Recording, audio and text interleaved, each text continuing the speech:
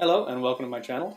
My name is Nick. I started this channel about 6 years ago and used it to upload some very bad short films that I've since taken down. But I wanted to start up again and use the channel to talk about movies. And since Halloween is around the corner and horror is my favorite genre, I figured I'd start off with a list and reviews of the top 10 movies to watch on Halloween. Now these are not remotely the scariest horror movies or the best horror movies. If I was doing a list of that, I'd probably put on Evil Dead 2 since it's one of my favorite movies, and I recently met Bruce Campbell and got him to sign my 25th anniversary Blu-ray special edition of Evil Dead, signed as Ash. Sorry, I just really wanted to brag about that. But the point being, I want to talk about the best movies to get you in the Halloween spirit. So I want movies that take place on or around Halloween, that have trick-or-treaters and pumpkins, and at the bare minimum, some autumn leaves in the background. The most popular, perennial favorite to watch on Halloween is... The thing is, a movie like that is not going to go on my list, because I don't think it captures the Halloween spirit. I mean, to begin, it actually has nothing to do with Halloween. It's a horror movie that happens to take place on Halloween.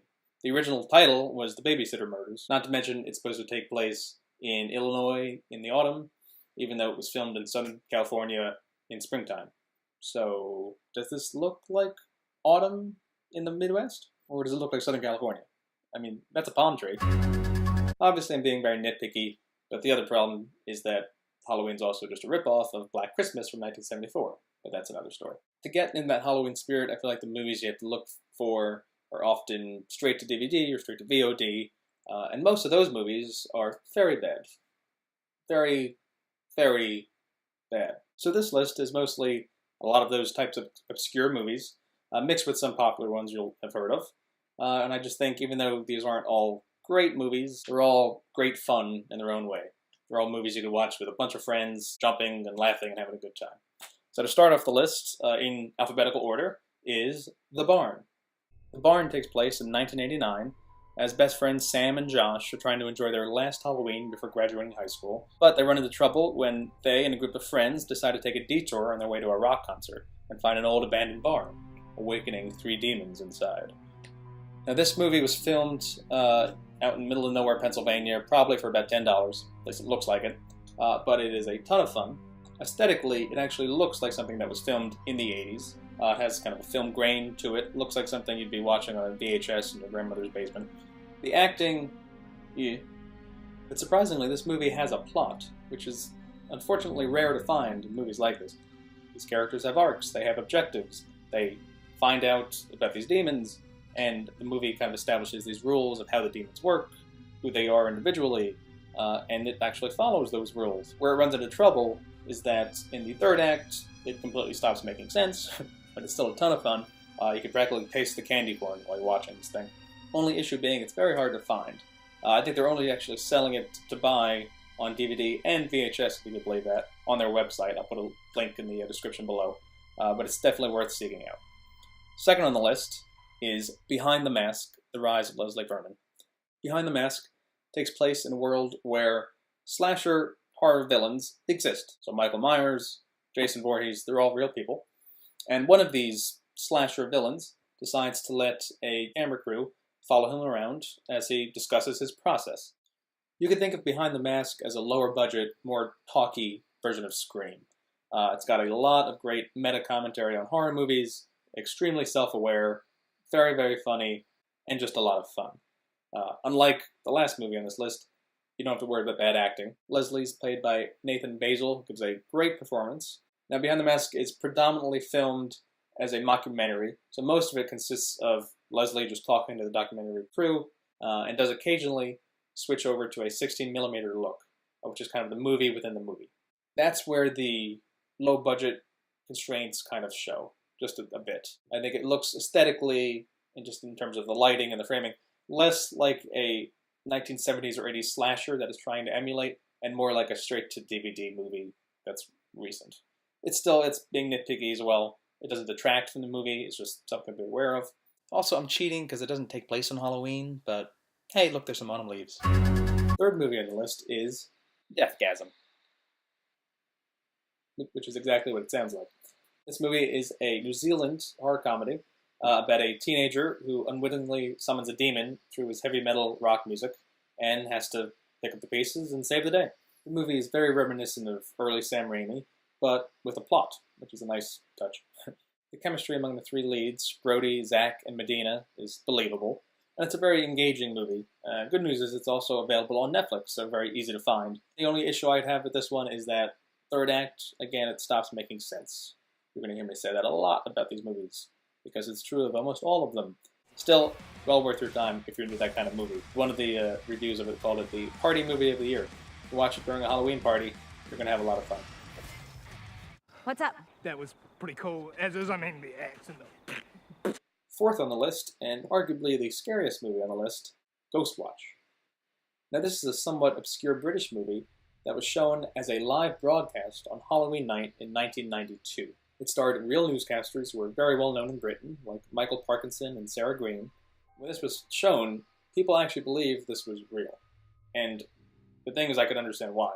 It is very realistic, very believable. The acting doesn't feel like acting. I mean, these are real newscasters who are just playing themselves, investigating a haunted house in Britain, and it works. It's certainly a slow burn, so you have to kind of prepare yourself for that. And when I say slow burn, I mean I think the movie is about an hour and a half.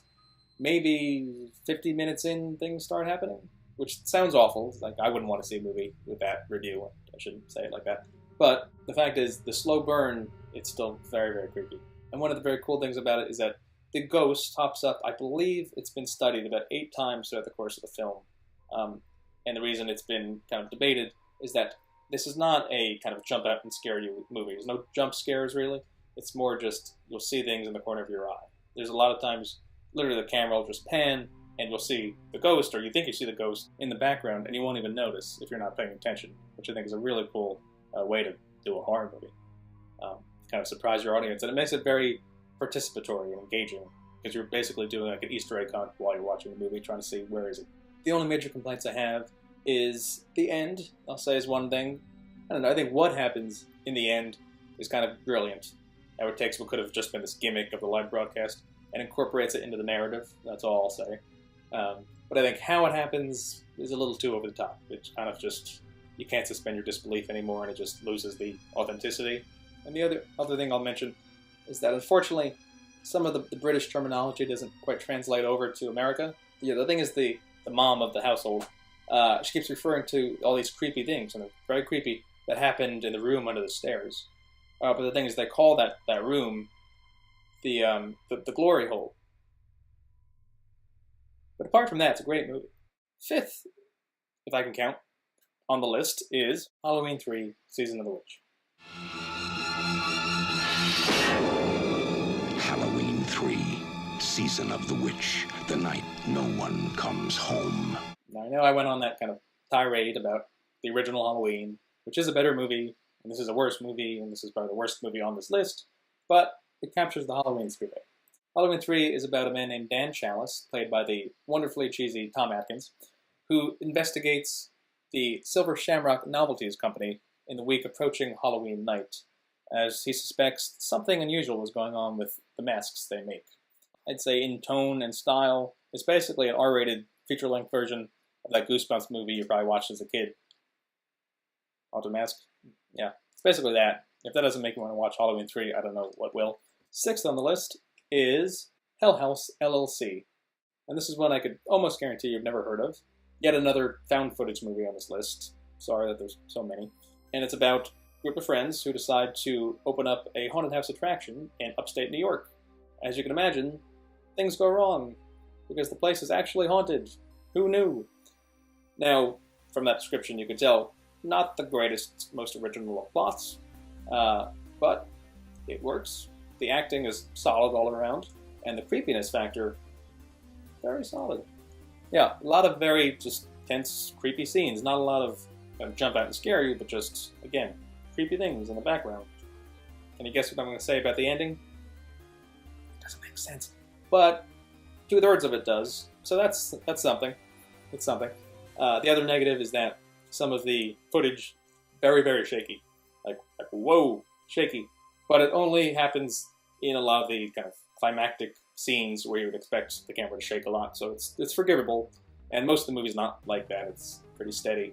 Just prepare that. Some of the footage, very shaky. So just barf bag, some, caramel corn and candy corn, you'll be set. 7th movie on the list is Monster House. There's not much to say about Monster House.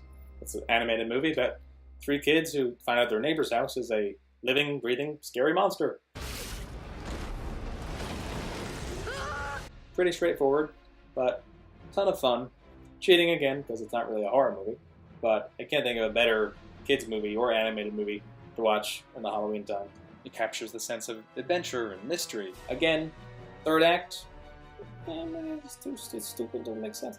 But Everything before that, it's a blast. now, 8th movie on the list, Sleepy Hollow. Not much to say about Sleepy Hollow either. It has Oscar-winning production design from Rick Heinrichs and Oscar-worthy cinematography from Emmanuel Lubezki, Who later won Oscars for Gravity, and Birdman, and The Revenant. So production value, wonderful. It's got a stereotypically wacky performance from Johnny Depp, but just aesthetically wonderful Halloween flair to it. So if you like your Halloween entertainment in the more gothic, old-fashioned style, it's the perfect one for you. I think it is available on Netflix. And the story, I'd say, gets a little too convoluted in times. Other than that, perfect entertainment. And perfect for Halloween. Number 9 on the list is Trick or Treat. Now, I'll be honest, this one is here more out of obligation than liking it, because I don't like it that much. But it's not a bad movie. This is an anthology movie of 4 interwoven tales that all take place on Halloween night. Now, in terms of Halloween spirit, you can't do better than Trick or Treat, which is why it's on this list. My overall issue with it is that, since it is an anthology, you don't really leave feeling satisfied, to me. You're kind of, you're given bits and pieces of one story, and just as you're getting into it, it switches to another, and that happens again, and then it switches to another. So you don't really get to be invested in any one story, and without giving anything away, there's a certain theme that runs through each of the tales, and I think once you pick up on that, the rest of the stories become kind of predictable. You know where it's going, which is unfortunate. Still, Trick or Treat is actually about Halloween, and it does capture the spirit of the holiday. And finally, number 10 on the list is the WNUF Halloween Special. You're watching the WNUF Halloween Special. Now, you remember earlier in this list I mentioned the movie Ghostwatch? It's that. It's just that again. And again, like Ghostwatch, this one is a supposed live broadcast of a news report on Halloween night investigating a haunted house. Unlike Ghostwatch, this one obviously was not a live broadcast, but is a supposed found footage movie after the fact. And literally, it's a found footage movie in the realist sense, because they actually distributed it on VHS. There it is. It's the idea being that this is a newscast from 1987. Someone watched the broadcast live and recorded it on a bunch of VHSs that were very limited edition. I don't think they even sell these anymore. But it is now available on DVD and Amazon Video and all that. As you can tell, they really went for authenticity. They even went so far as to have fake commercials during the broadcast. The problem is it's so authentic in that way that literally about half the movie is the fake commercials, and even some of the commercials actually repeat. So essentially, you have a movie that's an hour and 20 minutes, maybe about 40 minutes of which is the actual movie. So yeah, not the greatest way to watch a movie, but if you're looking for Halloween authenticity, one of the best on this list. But the problem being is that I feel like the movie is so authentic in some ways, and then really, really not in others. For example, some of the acting is not good, again. It's just very, very cheesy, very over the top. It works, but at the same time, it's like, I think they either needed to go all out authentic, or go cheesy and over the top. And I feel like the WNUF Halloween Special kind of tries to have it both ways. I think in one way, it's kind of the perfect movie to watch on Halloween night during a party, when everyone is just talking amongst themselves and having a good time. You play it in the background, pop it in the VCR. If you still have one, amazing. It's worth it. So there you go, my top 10 movies to watch on Halloween. If I were to rank them, I guess, in terms of quality, they'd probably go something like...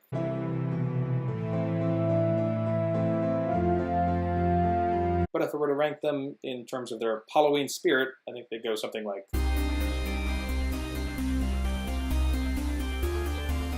I hope you like my suggestions and mini reviews. If you liked any of the movies on my list, please let me know. If you liked the video, let me know, and maybe I'll make another one. And if you didn't, I guess I'll wait another 5 years before I even go on this channel. But hope you liked it. Thanks for watching, and of course, Happy Halloween.